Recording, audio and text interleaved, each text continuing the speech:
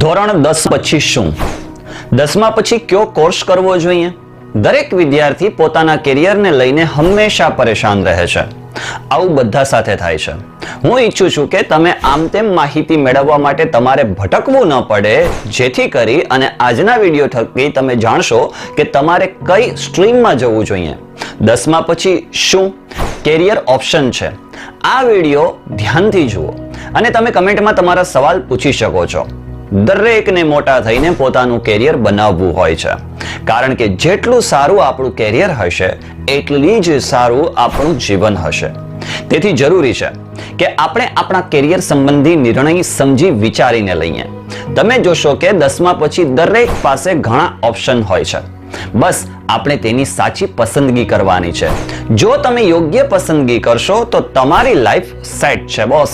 જો તમે સાચી પસંદગી કરવામાં નિષ્ફળ ગયા તો તમારું એ કામમાં મન નહીં લાગે અને તમે છેવટે હાર માનશો. તો ચાલો જાણીએ કે 10મા પછી શું કરવું. 10 પછી તમને 3 સ્ટ્રીમનું ઓપ્શન મળે છે, જેમાં કોઈ એક સ્ટ્રીમની પસંદગી કરવાની હોય છે.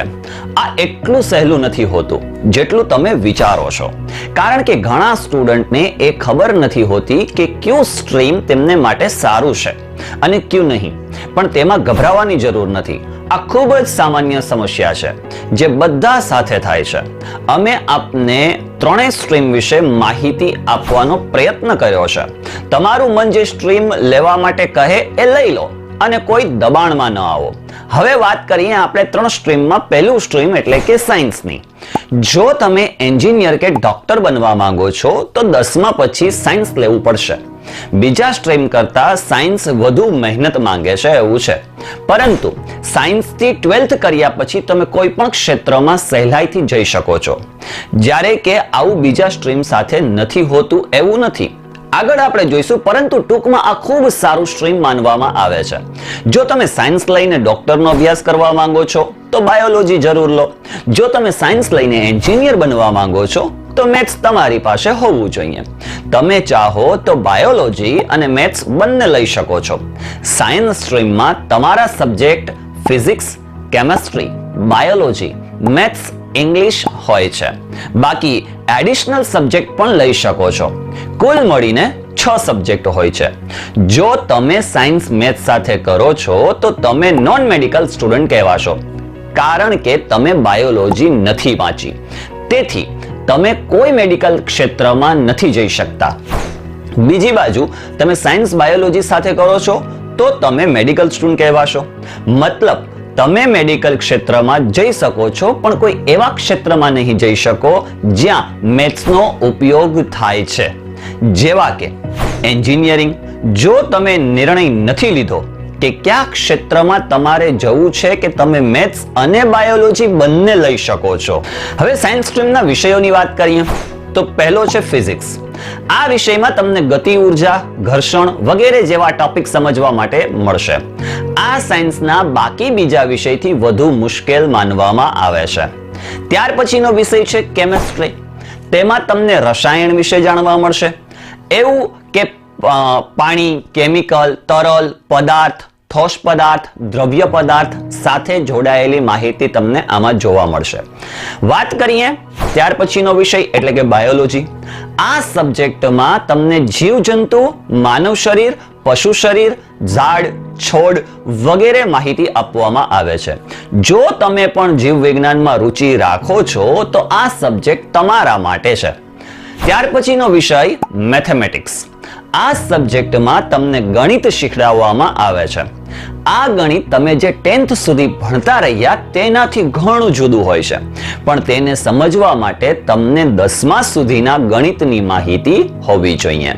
ત્યાર પછીનો વિષય છે કોમ્પ્યુટર સાયન્સ.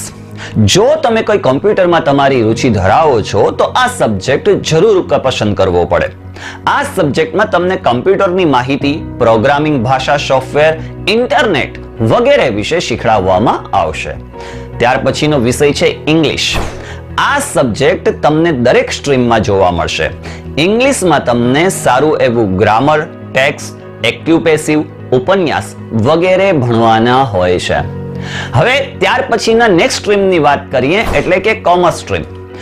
આ સ્ટ્રીમને ઘણા સ્ટુડન્ટે લેવું પસંદ પણ કરે છે. જો તમે એકાઉન્ટ, ફાઇનાન્સ કે બેન્કિંગ ક્ષેત્રમાં તમારું કેરિયર બનાવવા માંગો છો તો તમારી પાસે કોમર્સ હોવું જરૂરી છે. કોમર્સમાં તમને economics, accountancy, business studies, business law જેવા સબ્જેક્ટ મળે છે. જો તમે કોમર્સ દ્વારા 12th પાસ કરો છો તો BCom, BBA, BMS, BBM, CFA, CA, ICWA, CFP જેવા કોર્સ સાથે તમારું ગ્રેજ્યુએશન તમે કરી શકો છો. હવે વાત કરીએ કે કોમર્સની અંદર વિષયો કયા કયા આવશે. તેમાં એકાઉન્ટન્ટ હોય છે, એટલે કે આ સબ્જેક્ટમાં તમને એકાઉન્ટિંગ કેવી રીતે કરો છો એ શીખવાડવામાં આવે છે. બીજા શબ્દોમાં કહીએ તો તમને હિસાબ કિતાબની માહિતી, બેંક અને કોઈ કંપનીમાં લેખા જોખા કેવી રીતે કરવામાં આવે છે તે બતાવવામાં આવે છે અને એના વિશે ભણાવવામાં આવે છે. ત્યાર પછીનો વિષય બિઝનેસ સ્ટડીઝ. આ સબ્જેક્ટમાં તમને બિઝનેસ કેવી રીતે કરવામાં આવે છે તેની માહિતી આપવામાં આવે છે. આ સબ્જેક્ટને વાંચીને કોઈએ જાણી શકે છે કે બિઝનેસ યોગ્ય રીતે કેવી રીતે ચલાવાય અને આગળ જતા કેવી રીતે સારા બિઝનેસમેન બની શકાય છે, લાઈક ધીરુભાઈ અંબાણી. ત્યાર પછીની વાત કરીએ આપણે ઇકોનોમિક્સ સબ્જેક્ટની, જેમાં ધન સંબંધિત ક્રિયાઓનો અભ્યાસ કરવામાં આવે છે. તે ઇકોનોમિક્સ કહેવાય છે. આ સબ્જેક્ટમાં તમને વસ્તુઓ અને સેવાઓની લેવડ દેવડ, કોઈ વસ્તુની ખપત વગેરે જેવા ટોપિક્સ વિશે સમજાવવામાં આવે છે. ત્યાર પછીના વિષયની વાત કરીએ આપણે સ્ટેટિસ્ટિક્સ એટલે કે આંકડાશાસ્ત્ર. આ સબ્જેક્ટમાં મહદ અંશે રિસર્ચ શીખવાડવામાં આવે છે. જો તમે કોમર્સમાં સારું પ્રદર્શન કરી શકો છો તો ગણિત પર તમારી પકડ હોવી જરૂરી છે. પરંતુ વાત કરીએ નેક્સ્ટ વિષયની ઇંગ્લિશ. તમારે માટે આ નવો વિષય નથી. તમે પણ જાણો છો તેમાં ગ્રામર, એક્ટિવ પેસિવ, ઉપન્યાસ વગેરે જેવા ટોપિક્સ ભણવાના હોય છે. કોમર્સ અને સાયન્સ સ્ટ્રીમ પછીના નેક્સ્ટ સ્ટ્રીમની વાત કરીએ આપણે આર્ટ્સ સ્ટ્રીમ. જો તમે દિલચસ્પ media, journalism, literature, sociology, social service, human psychology, politics, economics, history જેવા સબ્જેક્ટમાં રસ ધરાવો છો તો તમે આર્ટ્સ સ્ટ્રીમથી 12th પાસ કરી શકો છો. ઘણા લોકોનું માનવું છે કે આર્ટ્સ એવા લોકો લે છે જેમનું અભ્યાસમાં મન લાગતું નથી કે પછી જેમને ઓછા માર્ક્સ આવે છે, જ્યારે કે એવું કહેવું યોગ્ય જ નથી. આર્ટ્સ લઈને ઘણા લોકો પોતાનું કેરિયર બનાવી શકે છે. વકીલ ફિલ્ડમાં, પોલિટિકલ ફિલ્ડમાં, પ્રોફેસર, ટીચર જેવા ક્ષેત્રમાં પોતાનું કેરિયર બનાવી શકે છે. આર્ટ્સના subject geography, political science, psychology, sociology, English, Hindi, Sanskrit જેવા વગેરે હોય છે. વાત કરીએ આપણે કે પ્રોફેશનલ કોર્સ 10th પછી ક્યાં હોઈ શકે. જે લોકો લાંબો અભ્યાસ નથી કરવા માંગતા તે 10મા પછી પ્રોફેશનલ કોર્સ પણ કરી શકે છે. આ કોર્સ એ લોકો કરે છે જે નોકરીની શોધમાં છે. આ કોર્સ પૂરો કર્યા પછી તમને ડિગ્રી પણ મળી જશે અને નોકરી પણ.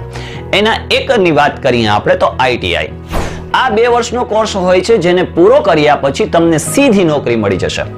આઈટીઆઈ અનેક વોકેશનલ કોર્સ પણ ઓફર કરે છે, જેવા કે ઇલેક્ટ્રિકલ ફિલ્ટર છે, સ્ટેનોગ્રાફર છે, પ્રોગ્રામર આસિસ્ટન્ટ છે, ગ્રાફિક એન્ડ મલ્ટીમીડિયા છે, પર્સનાલિટી ડેવલપમેન્ટ છે અને બીજા અનેક કોર્સ આઈટીઆઈ દ્વારા કરાવાય છે. આ ખૂબ જ સારો કોર્સ છે જેને 10મા પછી કરી શકાય છે. ત્યાર પછીની 10 પછીની વાત કરીએ આપણે ડિપ્લોમા. તો કે આ કોર્સનો સમય 3 વર્ષનો હોય છે. આ સમયમાં તમે 50% એન્જિનિયર બની જાઓ છો અને આ ખૂબ જ સહેલી રીત છે. જલ્દીથી એન્જિનિયરિંગની ડિગ્રી મેળવવા માટે ડિપ્લોમા કરવો સારું ઓપ્શન છે. ઘણા લોકો પોલિટેકનિક નામથી પણ આને ઓળખે છે. ડિપ્લોમા કોર્સ ખતમ કર્યા પછી તમે એડમિશન લઈને સીધું બીટેક સેકન્ડ યર કરી શકો છો કે પછી કોઈ કંપનીમાં નોકરી પણ કરી શકો છો. ડિપ્લોમામાં ઘણા કોર્સ કરી શકાય છે, જેવા કે સિવિલ એન્જિનિયરિંગ છે, કોમ્પ્યુટર એન્જિનિયરિંગ છે, ઇલેક્ટ્રિકલ એન્જિનિયરિંગ છે, મિકેનિકલ એન્જિનિયરિંગ છે. આવા જ ઘણા બધા એવા કોર્સિસ છે કે જે ડિપ્લોમા કરાવાય છે. તો આવા ઘણા બધા કોર્સિસ સાથે તમારા જે કોઈ પણ આવનારા ફિલ્ડ છે, આવનારું તમારું ભવિષ્ય છે, એની અંદર તમે ડિસિઝન લેતા ન અચકાવ, સારી રીતે તમે સારા સ્ટ્રીમમાં જઈ શકો અને તમે સારું એવું કેરિયર બનાવી શકો, તેના માટે કરી અને નેક્સ્ટ 12 પછી શું, કોમર્સમાં હોય તો શું કરવાનું, આર્ટ્સમાં હોય તો કેવી રીતે આગળ વધી શકાય, ત્યાર પછી સાયન્સમાં હોય તો કેવી રીતે આગળ વધી શકાય, વોકેશનલ અલગ અલગ કોર્સિસ ક્યાં ક્યાં છે એને પણ આપણે ધ્યાને લઈશું. પરંતુ આજનો વિડીયો કદાચ તમને સારી એવી સંપૂર્ણ માહિતી પૂરો પાડવાના હેતુ અનુસાર હતો કે વિદ્યાર્થીઓને આમ તેમ આટાફેરા ન કરવા પડે, પોતાનો સારો એવો ગોલ નક્કી કરી શકે, ક્યાં સ્ટ્રીમમાં જવું છે એનું સારી રીતે એ નિર્ણય લઈ શકે, જેથી કરીને આજનો વિડીયો તમને બધાને ગમ્યો જ હશે તો વિડીયોને લાઈક કરી દો, સબસ્ક્રાઇબ બટન ઉપર ક્લિક કરવાનું ભૂલશો નહીં અને તમારા મિત્રોને શેર કરો. ધન્યવાદ.